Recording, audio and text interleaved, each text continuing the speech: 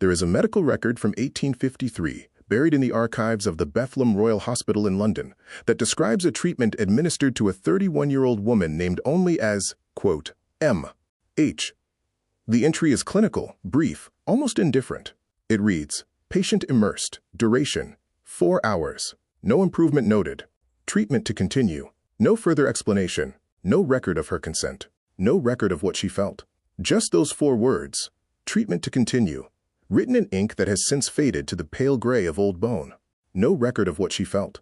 Just those 4 words, treatment to continue, written in ink that has since faded to the pale gray of old bone.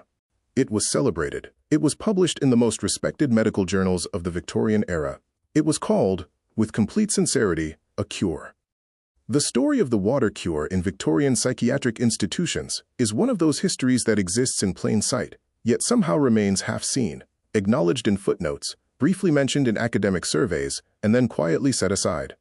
It does not fit neatly into the narrative we prefer about the 19th century, that it was an era of progress, of science pushing back the shadows of superstition, of medicine becoming something recognizable and humane. But the 1850s were, for the patients confined within the walls of Britain's and America's growing network of lunatic asylums, a decade of peculiar and particular darkness. In the water cure, known formally as hydrotherapy, and informally by the patients and attendants who administered it by names that do not appear in any official record, was at the center of that darkness. To understand what happened inside those institutions, we must first understand the world that created them. By 1850, the idea of the modern asylum was barely a generation old. The reformers who had pioneered the movement, men like William Tuke in England and Dorothea Dix in America, had genuinely believed they were liberating the mad from chains and cellars and cruelty. And in some ways, they had. The old bedlams, where the public had once paid a penny to stare at the lunatics through iron bars, were gone, at least officially. What replaced them were large, well-funded institutions, built on the outskirts of growing cities, surrounded by gardens and airy corridors, staffed by trained physicians who called themselves alienists, the first psychiatrists. These men believed, with the certainty of their age, that mental illness was a physical disease of the brain, and that physical diseases required physical treatments. Water, they concluded, was the most powerful physical treatment of all. The theory behind Victorian hydrotherapy was, on its own terms, coherent. The physicians who developed it drew on traditions stretching back to ancient Greece, where immersion in natural springs had been prescribed for disorders of the mind and body alike. In the early 19th century, a Silesian farmer named Vincenz Priesnitz had popularized cold water cures at his establishment in Grafenberg, attracting tens of thousands of patients from across Europe, including several members of the British aristocracy. His methods, cold baths, wet sheet packs, drinking large quantities of spring water, were enthusiastically taken up by the medical mainstream. By the 1850s, the application of hydrotherapy within asylum walls had been refined into something resembling a formal system. The protocols varied between institutions, but the general logic was consistent. Cold water, applied suddenly and dramatically, was thought to shock the nervous system into a new equilibrium, to interrupt the disordered electrical patterns that physicians believed underlay conditions such as mania and melancholia. Warm water, by contrast, was held to soothe and sedate, to relax the contracted nerves of the agitated patient. Continuous baths, in which a patient lay in a tub of water maintained at a constant temperature for hours or even days, were prescribed for the most severely disturbed cases. The records of the time are full of confident, detailed accounts of patients restored to reason by these methods. Dr. John Charles Bucknell, superintendent of the Devon County Lunatic Asylum and one of the most respected alienists of his generation, wrote in 1857 that the continuous bath had produced, in his institution, results little short of miraculous in cases of acute mania. Similar testimonials appeared in the journals of the American Psychological Association, in the Proceedings of the Medical Society of London, and in the annual reports of dozens of asylums on both sides of the Atlantic. This was, it appeared, medicine working as medicine was supposed to work. A problem identified, a treatment developed, evidence gathered, conclusions published. The water cure had the imprimatur of science. It had the support of the most eminent physicians of the age, and it had, in many of the institutions where it was practiced, something else entirely. In 1858, a physician named John Arlidge published a slim but remarkable volume titled On the State of Lunacy and the Legal Provision for the Insane. Arlidge was himself a superintendent at the General Lunatic Asylum in Stafford, and he was not, by temperament, a radical. He was a careful man, a cautious man. the kind of man who chose his words with the awareness that they would be read by his colleagues and his superiors. Which is what makes what he wrote so striking. Arlidge noted that in many of the asylums he had visited or received reports from, the continuous bath had come to serve a function that was not discussed in any medical journal. It was being used, he observed, not primarily as a therapeutic tool, but as a mechanism of restraint and control. Patients who were disruptive, who refused to comply with institutional routines, who shouted or fought or resisted the directions of attendants.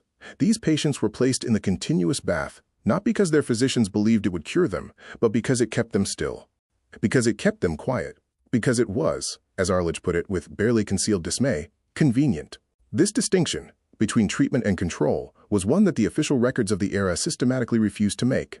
The annual reports of most major asylums listed hydrotherapy among their therapeutic interventions, alongside moral treatment, occupational therapy, and the careful management of diet and exercise. What the reports did not list, because there was no category for it, was the use of immersion as punishment or as a means of breaking the will of difficult patients. But Arlidge's observation was not an isolated one. 3 years earlier, in 1855, a former patient at the Hanwell Lunatic Asylum in Middlesex had submitted a petition to the Commissioners in Lunacy, the government body responsible for inspecting and regulating the country's asylum system. The petitioner, a man who had been confined for 14 months before being discharged as recovered, described being subjected to cold water immersions of up to 6 hours duration on at least 4 separate occasions. He stated that the immersions had followed, each time, his refusal to comply with a request from an attendant to eat, to stop speaking, to stop crying. The commissioners noted his petition, investigated, and concluded that no misconduct had occurred. The treatments described were consistent with accepted medical practice. The matter was closed. What the commissioners' investigation did not examine, what it did not consider worth examining, was the question of temperature.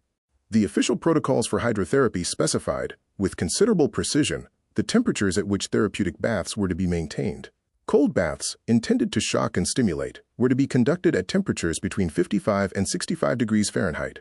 Warm baths were to be maintained between 85 and 95 degrees. The continuous bath, the long immersion prescribed for chronic cases, was to be held at body temperature, approximately 98 degrees, and was not to deviate significantly from that target. These specifications appeared in every major textbook of the period. They were repeated in the guidelines issued by the commissioners in Lunacy. They formed, in theory, the boundary between treatment and harm. But the records of the Taunton State Lunatic Hospital in Massachusetts, examined by historian David Gollaher in his 1995 study of 19th-century psychiatric practice, tell a somewhat different story. The patient registers from the early 1850s include, intermixed with routine clinical entries, a series of notations that record bath temperatures considerably outside the prescribed range. A bath documented as stimulating in January of 1852 was conducted at 44 degrees. Another, recorded in August of the same year as prolonged sedative treatment, maintained a temperature of 104 degrees over a period of approximately 7 hours. Neither of these temperatures was, in the clinical language of the period, therapeutic. One was the temperature of mild hypothermia. The other was the temperature at which prolonged immersion begins to cause organ damage. The question that the historical record does not answer is how common these deviations were. The Taunton records survived because they were incorporated into a later legal dispute involving the hospital's management. The records of most comparable institutions were either destroyed, transferred to archives that remain incompletely catalogued, or simply never preserved with sufficient detail to permit this kind of analysis. There is a version of this story that is relatively comfortable, relatively containable. In that version, what happened in the asylums of the 1850s was not malice, but ignorance. The physicians who prescribed the water cure believed in it. The attendants who administered it were following orders. The patients who suffered were casualties of a medicine that did not yet understand its own limitations. Everyone, in this version, was doing their best. Is it possible, though, that something more deliberate was at work? Consider the institutional pressures that shaped the daily operation of a mid-Victorian asylum. These were, by the 1850s, severely overcrowded facilities. The Devon County Lunatic Asylum, which Bucknell superintended, had been built to house 250 patients. By 1858, it held over 400. The Hanwell Asylum had a designed capacity of 500. Its actual population, by the mid-1850s, exceeded 1,000. Attendants were underpaid, undertrained, and overwhelmed. The tools available to them for managing disturbed or violent patients were limited: leather restraints, locked rooms, and the continuous bath.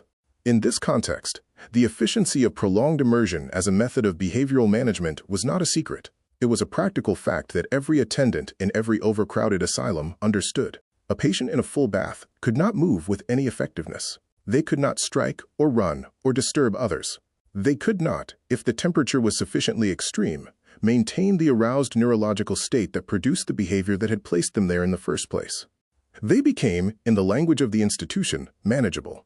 What if the therapeutic language that surrounded the water cure, the careful calibrations of temperature, the clinical notes about nervous stimulation and sedation, was, in part, a professional framework constructed to give medical legitimacy to a practice that was already happening for much simpler reasons? What if the published protocols were not the origin of the practice, but its justification after the fact? In 1867, a woman named Rosina Bulwer Lytton published a memoir titled A Blighted Life.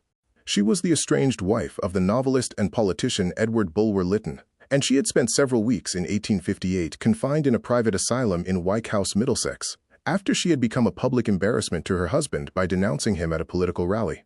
Her commitment had been arranged, with disturbing speed, by her husband's physician and several of his allies.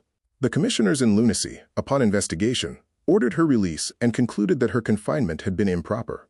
In her memoir, Bulwer Lytton described, among other indignities, being subjected to what she called the water ordeal, prolonged immersion in water of varying temperatures, administered without explanation or consent, while attendants stood at the edges of the tub and watched.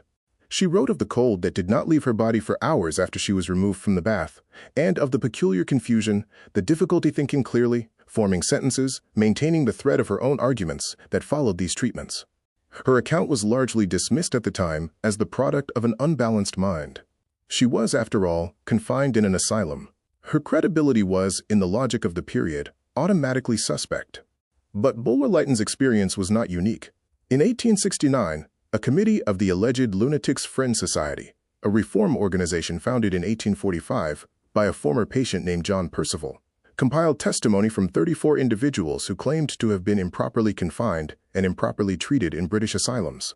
Of those 34, 19 described some form of water treatment. Several described immersions lasting multiple hours. Several described the use of cold water in the immediate aftermath of distressed behavior, in what appeared, from their accounts, to be a direct response to resistance rather than a clinical intervention. The committee submitted its findings to the commissioners in lunacy. The commissioners thanked them for their diligence and filed the report. It remained unpublished for 120 years, when it was finally included in a 1989 collection of primary source documents on 19th-century psychiatric practice. It is there, if you look for it. Most people never have. The water cure was eventually abandoned, not because it was proven harmful, not because a scandal broke it open in the press, but simply because medicine moved on. The development of pharmacological sedatives in the early 20th century provided a more reliable and less labor-intensive method of managing disturbed patients. The continuous bath became a historical curiosity. The protocols that had governed it were folded into the archive. The clinical notes were boxed and shipped to storage, where most of them still wait in the particular silence of things that no one is looking for. The woman recorded only as M.H., the 31-year-old whose immersion in 1853 was noted with such indifferent brevity, does not appear again in the records of the Bethlem Royal Hospital after the autumn of that year. The most likely explanation is that she was discharged. The next most likely explanation is that she died. The records do not say. Perhaps what happened inside those institutions was simply medicine, as it was understood at the time, flawed, brutal by our standards, but sincere in its intentions. Perhaps the deviations from protocol were the actions of individual attendants, isolated failures in a system that was, in the aggregate, trying to help. Or perhaps the framework of treatment was, from the beginning, inseparable from the framework of control. And the language of medicine was the tool that made one look like the other, that allowed things to be written in clinical notes as if they were interventions when they were, in the experience of the person in the water, something else entirely. The records are still there. Most of them have never been fully examined. The names of most of the patients have been reduced to initials or lost altogether. The temperatures of most of the baths were never recorded, or the records have not survived. Maybe that is simply the nature of incomplete archives. Maybe it means nothing. Or maybe the things that happen in rooms where no one is watching, and to people whose testimony is automatically suspect, have a way of not making it into the official version of events, not because they were hidden exactly, but because no one ever quite thought to look.